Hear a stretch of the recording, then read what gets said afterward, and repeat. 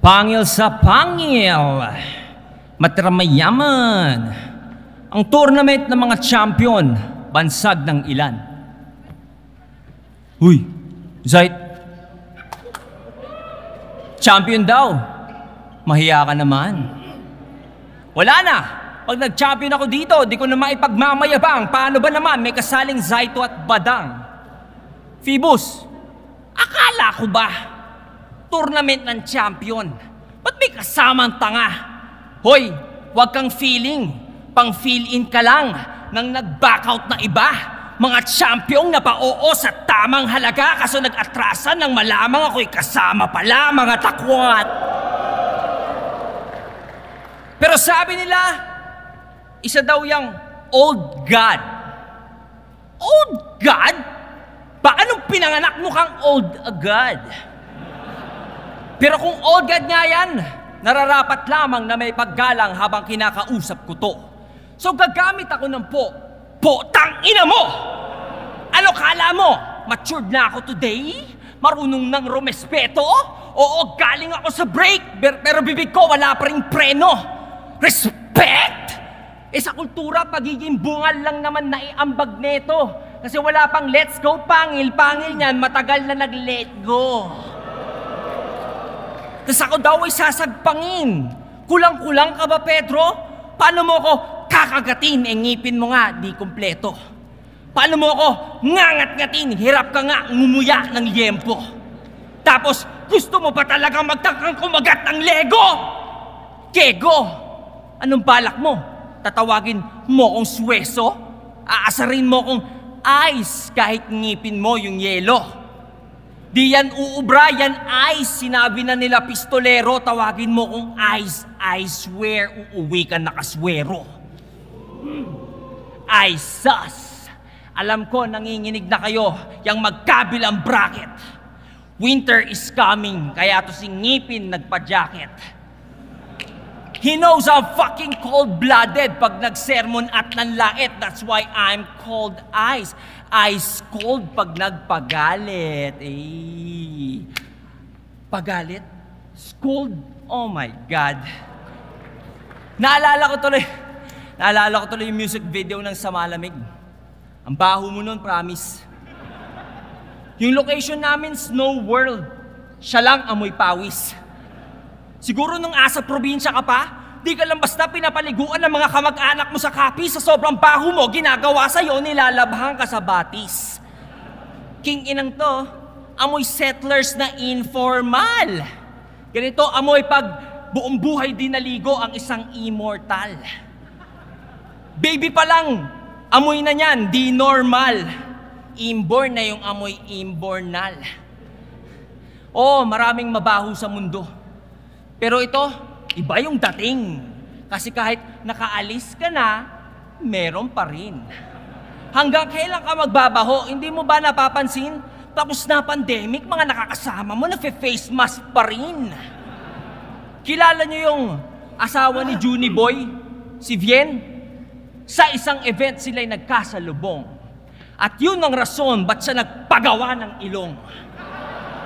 Sa sobrang baho si ate, isang linggo nagkasipon, hoy, Reddit. Ito yung maasim, di yung asawa ni Kong. Yun mukha lang. Eto legit. Yung amoy-amoy puwet na merong igit. Hindi ko maintindihan na mangilan-ngilang kay Pedro Dikit. Ang hirap kaya na may kasamang merong anghit. Feels like you're in hell whenever you breathe. Heat. Hell. Inhale. Breathe. Nangaasar lang, may wordplay pa rin. Yan ang mga barang di mo kayang gawin! Kahit ilang dekada ka mag-train, asa ka men! Lalo na pag nag-collab tayo sa track para ka nagpasagasa sa tren! Wait, collab? Tayo? Sa track? Yan ang di ko kayang gawin. Paano ba naman kasi pare? Paulit-ulit ka nang sinasabi. Ayoko nga mag-collab, baka pag pinlay ko palagi, yung kanta ma-absorb pa nung anak kong lalaki, imbis na mama o papa, first word niya, tae. Paano? Lahat ng kanyang sulat, bawat letra at pantig, laging binabagit yung tae para magtunog astig. Gusto mong maging astig? Ito gawin mo. Magagandang katangian naman ng tae ang banggitin mo. Kaso yun lang pare, walang magandang katangian ng tae. Yun ay sa tuwing ikaw nagsasabi. Kahit anong bagay walang silbi pag nasa kamay ng di magaling dumiskarte. Kung ako tatanungin, kaya ko yung gawing importante. Sample? Ang mga bara ko ay parang tae na nagsisilbing sangkap ng kapeng kopi luwak pangmulat sa di magising. Yun ang patunay na tayo ay hindi magsing. Hindi yan kayang masilip ng isip mong nakapiring, pero okay lang yan. Huwag mo masyado dibdibin kasi para ka ding tae, may silbi ka pa rin. Pagkatapos ng battle natin, ikaw na'y magiging pataba sa lupa pagkatapos kitang ilibing. Nung una, yung turna, swabe. Pero nung tinapat sa akin unggoy, sumabit sila. Nagmistulang monkey business tuloy. Di kasi magaling matching nila. Hoy! Dito unggoy-unggoy yan. Di kami match. Mukha lang gory tong isa. Kasi mukha siyang gorilla. Yung pagka-gory ko, iba. Ang boring tangina. Mas challenging pa mag-stream at mag-live. Mas mapapaisip ka sa Dota kaysa dito kakabitin yung hype. Ultimo kapwa niyan, monkey, bored, di rin to type. And Phoebus, this is me being politically correct or PC and nice. Kung yung turnan na monitor, inyong marirealize, may mas deserving kung na-screen at na-check yung invites. Walang sayang na opportunity. Mas click, mas marami na excite. Mas malaki kita kung na-maximize yung window at na-X to si Zite.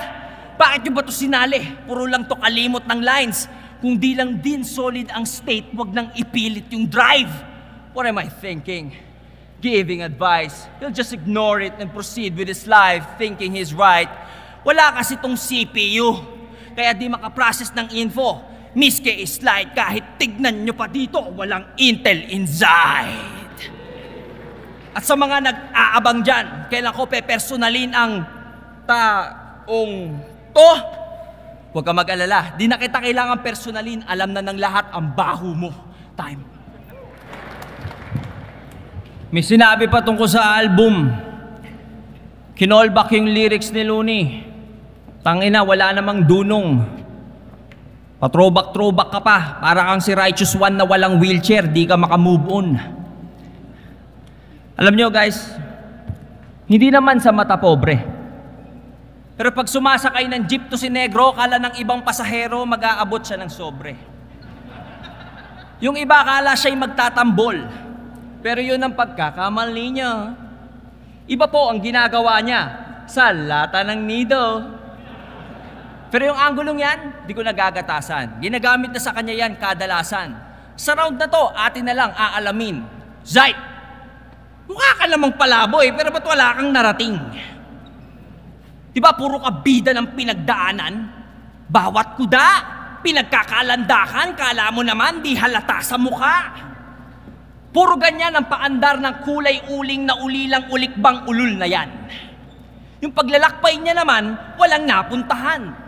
Kasi hanggang ngayon, puro pa rin yan pambuburaot sa tao. Real talk, nung event ng PSP sa QC, sabi niya kay Phoebus, "Boss, punta ko." E di, okay. Maya-maya humirit, "Boss, wala pala akong panggas. Gcash mo muna ako." E di sent. Nung araw ng event, di nagpunta si Gago. Kakapasok lang na balita.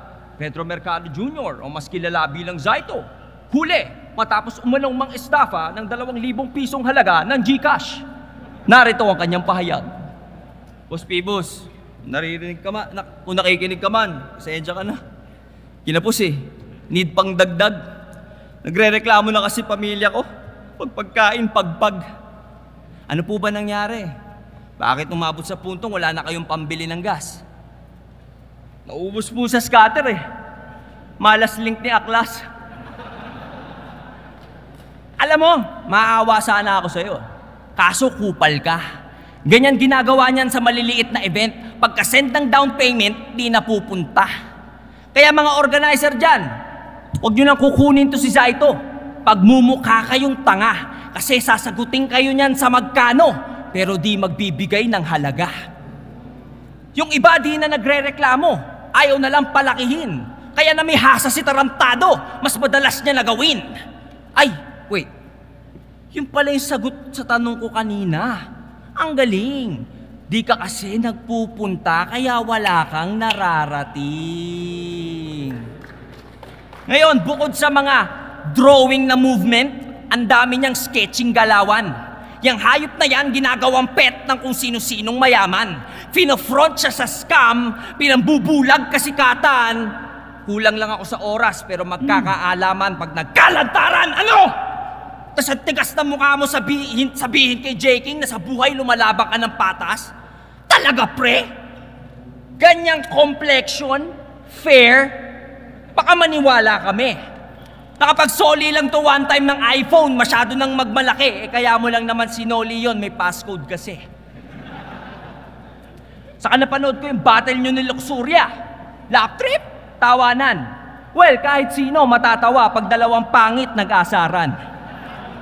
Pero anong patas? May ginawa ka doon, napakalaking kalapastanganan. Nung mag-choke na si Saito, as expected, naglabas ng cellphone si Gago sa gitna ng laban. Anong kala mo? Sa paglabas mo ng phone, walang magko-call out? Di ko yan palalampasin. Tangina, nagbabasa habang bumabatil? Zait, si Badang di yan kayang gawin. Tapos kung makabida sa sarili, kala mo kung sino siyang ang galing, ikaw yung perpektong halimbawa sa rapper na dapat huwag maging. Siya daw ang makatang mandirigma, ang sarap mong tampalin. Ang tunay na mandirigma, pag dumating sa puntong kain na kain, tatang di yan tatang kain. Kasi ang mandaya, di niya masisikmura. No chance as in, mas pipiliin niya pahuna kanyang chance saksakin. Pero nakakalimot ka na naman yata, so ito aking paalala. Pag nag-choke, freestyle ang ginagamit na sandata.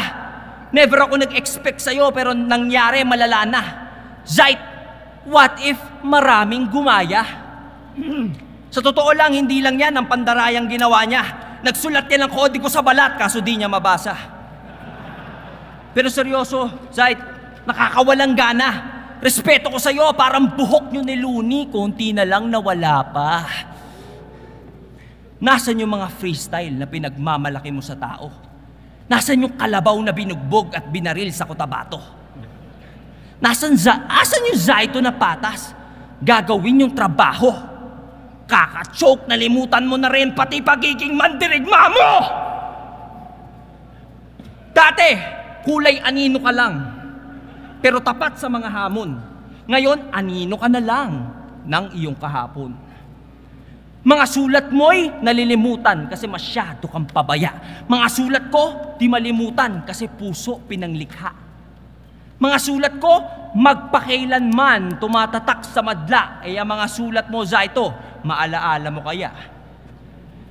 Pero to be fair, sa creativity kasi kulang ka rin. Yung mga sulat di nag-i-stand out kahit anong upo ang gawin. Kaya di ako sure kung sa practice may pagkukulang pa rin. Kung ganyan kasi ka-forgettable mga bara ko, baka malimutan ko rin. Palibasa, walang kwenta sa kanya ginagawa niya. Kaya mga gawa niya, walang kwenta. Ang focus, numero lang talaga, kaya walang bilang yung letra. Kaya wala akong pake kahit maalala mo pa. Wala pa tong battle, si Gago nagdadrama na. Congrats daw sa akin. Kasi kahit yung battle, wala pa. Mag-freestyle na lang daw siya. Kasi wala na siyang gana. Putang ina mo, di ka naman uubra kahit naganda ka. Alam ko, alam mo yan. It's a fact you can't deny. But if you do, I'll go to your house and fuck your daughter in the ass without the K and Y. And after I put something erect inside, the rectum of that little Homo erectus will get wrecked so bad it will need the direct intervention of 10 colorectal surgeons to be rectified. Yeah! Ay, English ako ng English, di nga pala nag-gets ni Zaid. Because this black man is so dumb, he's the only human Buddha can't enlight. Sa Tagalog, sobrang bobo mong negro ka. Maputi pa ata sa'yo utong ni Cherry White. Tignan nyo naman, kulay pa lang ng balat, alam mo nang he's not very bright. Wait, Masyado ba akong dark sa anak mo kanina? Ginagaya lang kita. Saka di porket si negro lang kalaban, light na bara kong dala. Sa prep ay naghigpit para di sayang baba nila kasi ako tagaligpit kapag nagkakalat ka na. Kahit matic sweep to si Gago, pinakita ko ang best ko. Kahit di magsalamin, malinaw sa hurado na mas mababa specs mo. Pero di porket sinulatan kita, ibig sabihin, malakas ine-expect ko. Gago, wag kang feeling yung sining yung nire-respect ko. 2 round pa lang, talo ka na. Advance babay. Wala kang pag-asa kay Ann. Huwag kang feeling pogi. Hindi bagay. Tingnan mo, nag-freestyle na naman. Hindi na naman nagsanay. Yan, kakakantot mo sa plywood, yung utak mo inanay. Yo, meron akong isi-share. Battle rap trivia. Alam nyo ba si Zaito, matagal na tira kay Enigma? Dikit sila noon, as in pamilya. At pag-uusapan natin ngayon kung bakit di na. Zaito, game? Game!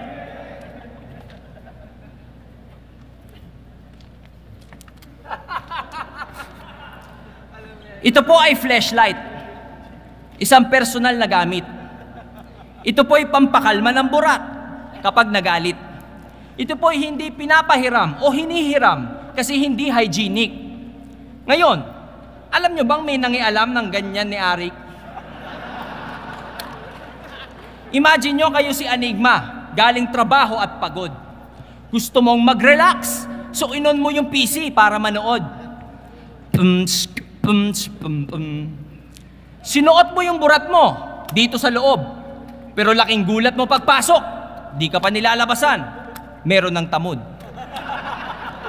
Nagtaka ka, how? Kada gamit ko, hugas to sa banyo. Napaisip ka, what if sa'yo, na last month pa yun, so paano?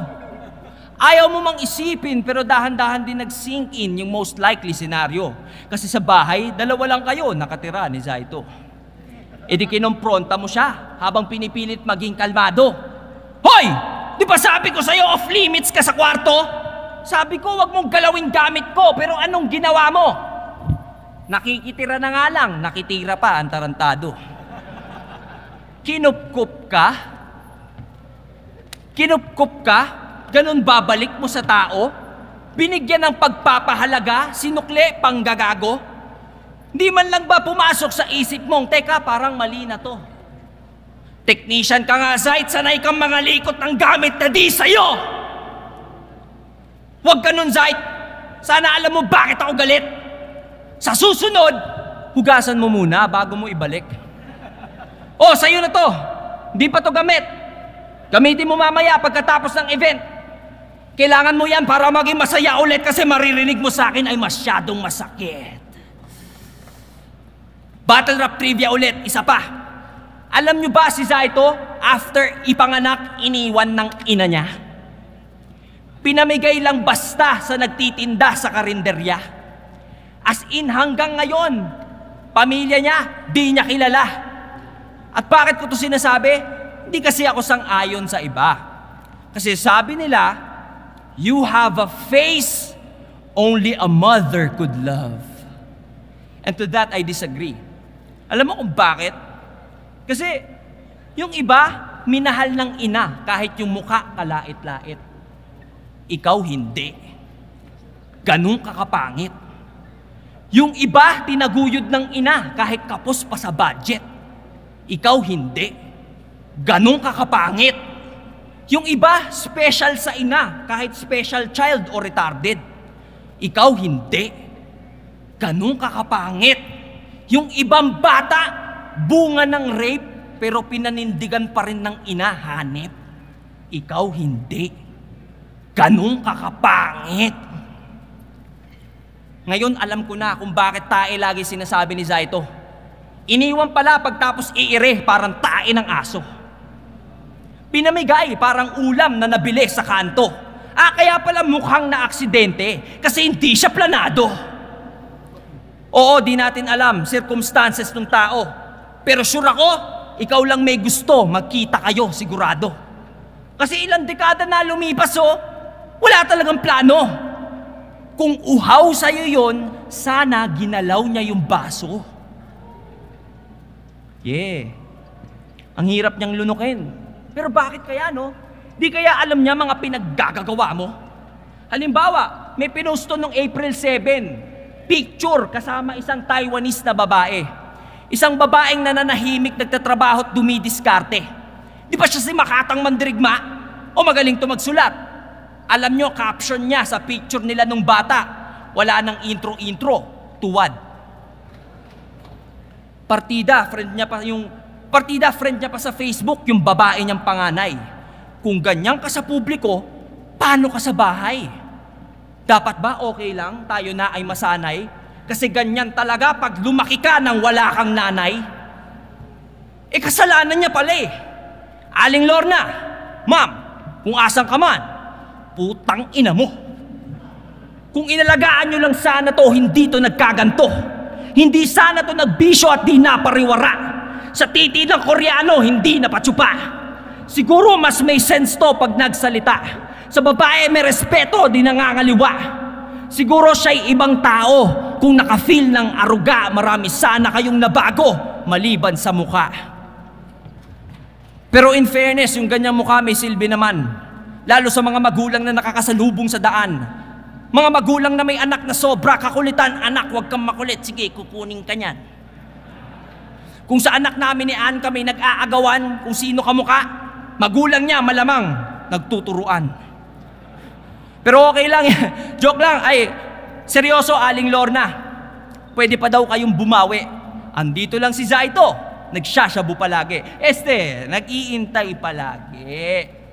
O yan, tinulungan na kita. Pagpasalamat ka sa akin. Kaso Zait, kahit anong hanap natin, kung tinataguan ka, wala rin. Kung ikaw ba naman yung magulang, tas ganyan anak mo, ang hirap nga umamin. Ayusin mo kaya sarili mo para ikaw ay galangin. Yung tipong mga bata, pwede kang tularan at gayahin. Huwag ka mabaho, ang pagligo ay araw-arawin. Huwag ka bastos, GMRC ay iyong aralin. Huwag ka tanga, pag-aaral, iyong sanayin. Huwag ka estapador, gamit ng iba, huwag mong nakawin. Huwag ka kupal, asawa mo, huwag mong lokohin. Huwag ka magsyabu, parehab ka at huwag mo nang ulitin. Huwag ka tamad, magsikap ka at sarili payamanin. Huwag ka, magulang mo mismo, ikaw nahahanapin. Diba? Imagine nyo, paano pag naging bilyonaryo na to? Pag nangyari yun, Zait, ako mismo aakaw sa'yo. Aalagaan kita mabuti, pagsisigawan ko sa mundo na luni! Di lahat ng rapper galing sa tamod mo. Namiss ko tuloy yung anak ko. Gusto ko na siyang alagaan. Padedehin, padighayin, kargahin, yakapin at kantahan habang sinasayaw ng dahan-dahan. Bakit ko nga pa ito sinasabi sa battle? Anong kinalaman? Wala lang. Share ko lang kay Zaito, mga di niya naranasan. Tapos na to. Next, si Aklas naman. O kahit si Sixth Street pa yan, ibabadibag ko yan. At yang 1 milyong inyong pinag-aagawan, ibibili ko lang yon ng bag ni Ann. Time.